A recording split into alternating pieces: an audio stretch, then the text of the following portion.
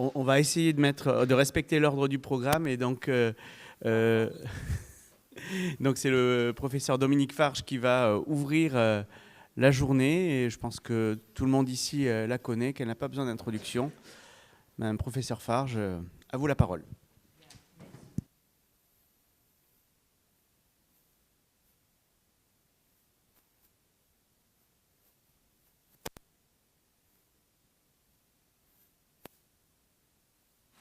Le privilège de vieillir, c'est peut-être de se dire que depuis 30 ans, où nous essayons d'œuvrer pour le développement de cette thérapie innovante, avec un certain nombre de collègues et d'amis présents dans cette salle, au premier rang le professeur Burt qui parlera tout à l'heure, nous avons compris 3 points. Premièrement, en tant qu'interniste, ces maladies auto-immunes, qu'elles soient du groupe rhumatologique, au premier rang des règles, la sclérodermie, neurologique, la sclérose en plaques et les CIPD, hématologique ou gastro-entérologique, si c'est un groupe de maladies communes, en fait, elles ont des pronostics différents, bien sûr, et leur devenir, que ce soit en termes de morbidité ou de mortalité, est fondamentalement différent. Mais en 2024, sur quoi nous butons ?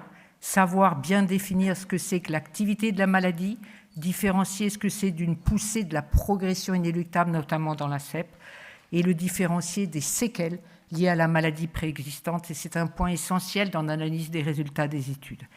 Enfin, nous n'avons toujours pas, mais c'est notre rêve, la définition de la guérison de la maladie auto-immune. Il y a dans cette pièce des malades guéris.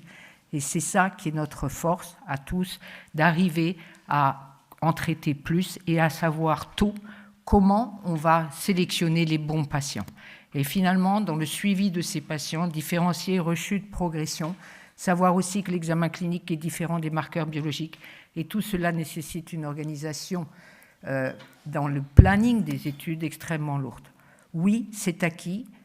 L'autogreffe de cellules souches hématopoïétiques permet de remettre à zéro la réponse immune et d'induire des rémissions cliniques prolongées.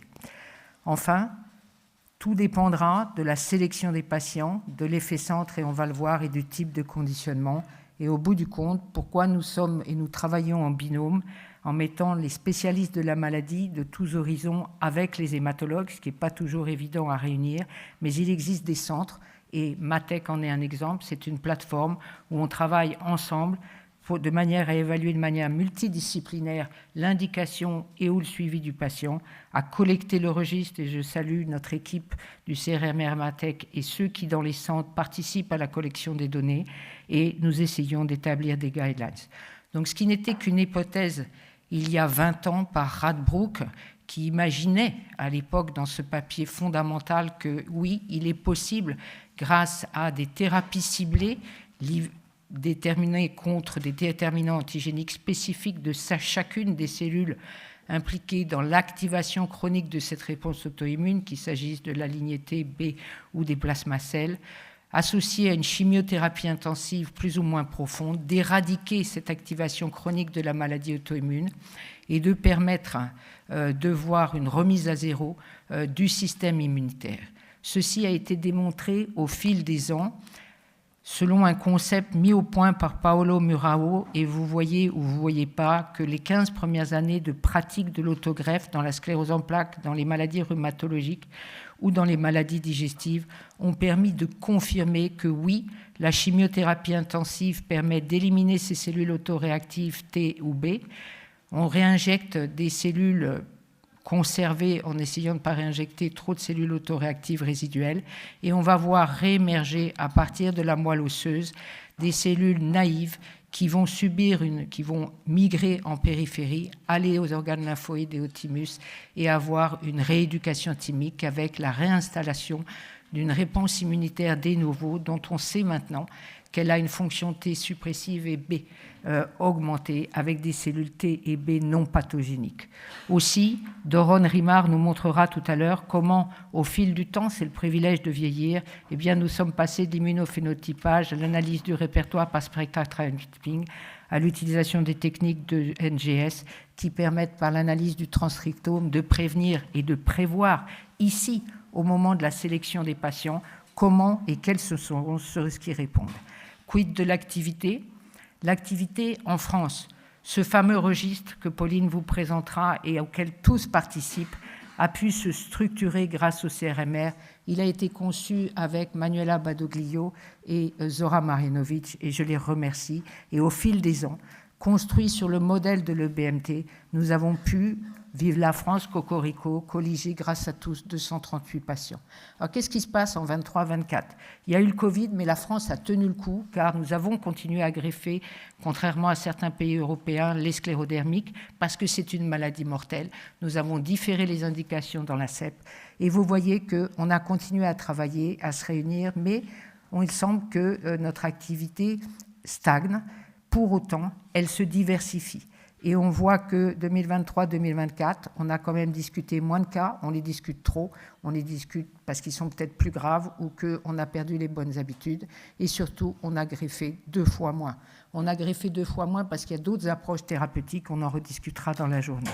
Et puis, certains centres baissent leur activité, ils passent le relais, d'autres augmentent la leur, et je salue les collègues neurologues ici présents qui sont courageux, qui, contre vent et marée, ont augmenté l'activité des greffes dans la sclérose en plaques et dans les CIPD. Pour autant, la France, champion du monde et dernier d'Europe, nous avons une activité de greffe par million d'habitants qui est à 2,1 versus la Suède à 20. Alors, où en est le registre ? Manuela Badoglio m'a dit qu'il n'y a plus de registre. C'est vrai, le registre de l'EBMT est à l'arrêt depuis 2023. Il a pour autant colligé 4500 patients environ qui ont été greffés pour différentes indications. Que se passe-t-il en 2023-2024 ? Grâce à Manuela, nous avons ces chiffres. Ne les prenez pas, ne les communiquez pas. Ce sont des chiffres qui ne sont pas avec une certitude franche. Et qu'est-ce qu'on a appris de nouveau ? Est-ce qu'on a changé depuis 10 ans ?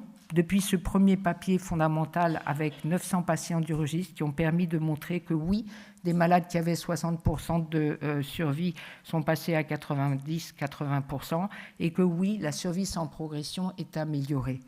Eh bien, on va voir que finalement, seuls les essais randomisés, ce fameux gold standard, nous permettent de progresser et d'asseoir, tout le monde le sait, avec 3 essais randomisés, ASSIST, ASTIS et ASTIC, USA, Chicago, Europe et Amérique, de montrer que le niveau de preuve est de grade 1 sur l'efficacité de l'autogreffe dans le traitement des sclérodermies systémiques rapidement progressives. Donc nous avons compris très tôt que la mortalité d'origine cardiaque dans cette affection était importante et qu'il y avait une toxicité liée à la procédure sur des cœurs qui étaient fragiles. Et merci à Richard Burt, merci aux Européens avec qui on a pu faire des recommandations, mais vous voyez que 7 ans après les recommandations, on est toujours dans la difficulté, et c'est ça le vrai point. Quid novi sur le reste ? L'Europe sort des cohortes prospectives qui nous montrent que les malades sclérodermiques greffés ont une survie à 90%. Je rappelle, la survie spontanée de ces patients, c'est 50 à 60% entre 3 et 5 ans. Les Brésiliens font la même chose avec 70% en prospectif. Et puis, chaque pays européen se dissocie, que ce soit l'Italie, la France, parce qu'on ne peut pas faire mieux, l'Israël, l'Allemagne. On essaie de faire ce qu'on peut. On sort nos données cas par cas avec des études rétrospectives qui n'ont pas la puissance statistique des études multicentriques. Donc il va falloir qu'on trouve des moyens de travailler différemment et de mettre en commun les données. 2 points nouveaux. Oui, le conditionnement doit être moins toxique et finalement c'est la nécessité d'utiliser des conditionnements moins toxiques avec fludarabine, cyclophosphamide à moindre dose, mais surtout du sérum anti-lymphocytaire à dose très progressive, et c'est ça la cause d'une partie importante des mortalités dans cette affection. Et nous avons beaucoup œuvré en France et en Europe pour éduquer les collègues hématologues qui croient qui ne connaissent pas encore la complexité des réactions cytokiniques qu'on peut observer chez ces patients. Et ce protocole mis au point par Burt est absolument essentiel à effectuer, tout en utilisant des doses moindres d'endoxan. Sur une petite cohorte initiative, initiale, on voit que la mortalité est à 2,4%. Nous sommes en train d'appliquer cette procédure dans nombre de patients, en France, en Europe. Il sera temps, de manière rétrospective ou prospective, d'en analyser les résultats. Ce qu'on a compris aussi, ici une publication israélienne sur 5 patients, c'est qu'il ne faut pas traiter un malade mourant avant la greffe, il faut refroidir la maladie, et l'utilisation de rituximab et de MMF pendant 3 à 6 mois de manière à stabiliser l'état somatique, notamment cardiaque et pulmonaire, permet ensuite d'amener le malade dans de meilleures conditions. Et à Matec, nous avons 5 patients de ce type traités. Est-ce qu'on a compris depuis 2020 ce que fait le rituximab qu'on utilise de plus en plus sur la réponse clinique? On n'a pas disséqué au plan immunologique son efficacité, on voit moins de réactivation EBV, on voit moins peut-être de maladies auto-immunes secondaires. On a compris, et tout le monde le sait, que l'ATG est toxique, que les doses que reçoivent les patients sont variables et hétérogènes. Qu'est-ce qu'on a appris du Covid? C'est que c'est dangereux chez les patients greffés, qu'il ne faut pas passer, et que la vaccination doit être faite en amont de la greffe. Le temps passe. 2 papiers fondamentaux cette année, celui de l'ESCOA qui sera là cet après-midi, qui a le premier décrit que l'évolution des sclérodermies systémiques sans atteinte cutanée et montré qu'il existe des atteintes pulmonaires ici sur 300 patients. Et oui, il existe des atteintes pulmonaires et donc il y a parfois de rares indications à l'autogreffe chez ces patients avec pneumopathie interstitielle.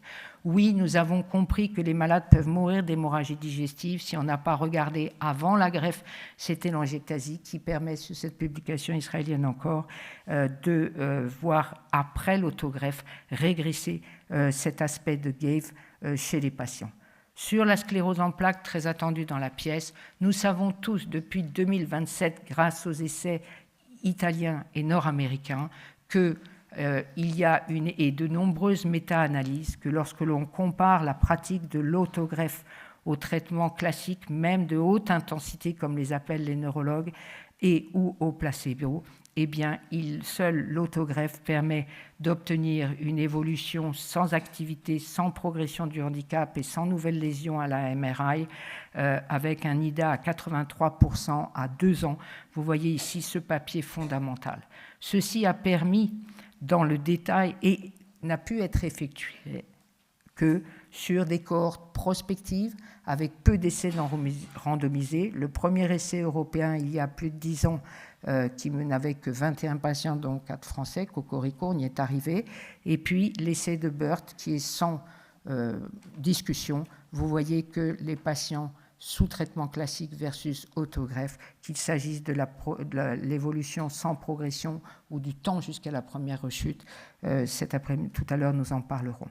Donc oui, il y a une évidence clinique de l'efficacité avec un grade 1 de l'autogreffe de cellules souches hématopoïétiques dans la sclérose en plaques, dans les formes relapsing-remitting avec rechute, mais pas dans les formes secondairement progressives. Et c'est ce qui est extrêmement délicat à faire comprendre et percevoir à nos patients, que ce soit sur les cohortes prospectives américaines ou suédoises, cette activité. Donc depuis 2020, dans l'Europe entière et dans le monde, en Amérique, en Europe et en Amérique latine, on sait qu'on est sur un niveau de grade 1. Pour autant, 4 essais randomisés ongoing. Y a-t-il un paradoxe français? Nous avions acquis la confiance de nos neurologues, des neurologues qui avaient signé les recommandations françaises en 2020. 2 ans plus tard, ils ont fait marche arrière et nous n'avons pas pu résister sur les indications qui doivent être considérées dans quelques cas extrêmement sélectifs sur les CEP progressives à condition qu'il y ait une évidence d'activité. Et je salue les neurologues présents ici qui vont nous permettre de repartir et de convaincre nos amis neurologues il vous reste français, 1 minute, hein. Oui, je sais, du bien fondé de s'intéresser à ça. Et ce qui va les amuser, c'est qu'ils ont tous signé, entre quelques-uns, ces recommandations qui sont sorties hier dans Nature Review, qui sont pour vous, les patients, aujourd'hui, qui mettent ensemble le BMT, les sociétés américaines et internationales, pour dire oui, on est sur un grade 1. Donc maintenant, les autorités suivront. La maladie de Crohn, il y a 10 ans, il fut montré que Le Crohn est une indication dans certaines formes réfractaires au traitement de première et deuxième ligne. Il faut être anglais pour pouvoir publier dans le JAMA cet essai européen qui avait randomisé 23 patients versus 22 sans efficacité sur le primary endpoint, mais montré que quand même on avait une régression des lésions endoscopiques. Et 3 ans plus tard, dans le Lancet, en reprenant toutes les images endoscopiques, voir que effectivement on a une guérison clinique. Qu'est-ce qu'il y a de nouveau? Les Anglais nous ont mis un poignard dans le dos.